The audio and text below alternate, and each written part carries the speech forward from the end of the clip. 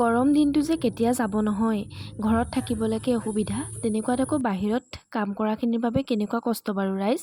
এইফালে স্কুললৈ আজি আকৌ তৰমুজ লৈ গৈছিলোঁ। যিহেতু আজি শনিবাৰ, সেয়েহে মই বেলেগ একো নিয়া নাছিলোঁ আৰু এয়া ঘৰত আহি ভাত খালোহি।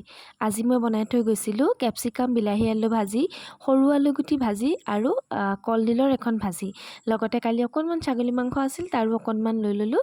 সেয়াই, যিহেতু গৰম দিনত আমি দালি বৰকৈ নাখাওঁ, পানী ঢালি ভাত খাওঁ, সেয়েহে এনেকৈ ভাত সাজ খালোঁ।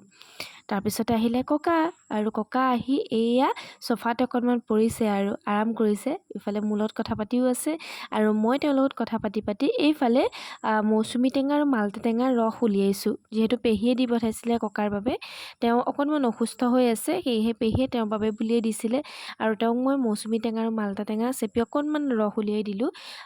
গোটেইখিনি বাৰু নাখালে, তথাপি খালে, ভালেমানখিনিয়ে খালে আৰু খাই কৈছে মজা লাগিছে এনেকৈ কৈছে। বাৰু ৰাইজ, গৰমে মানে কৈছোঁ নহয়, শান্তি দিয়া নে থাকিবলৈ। ঘৰবিলাকো ইমান গৰম নহয়।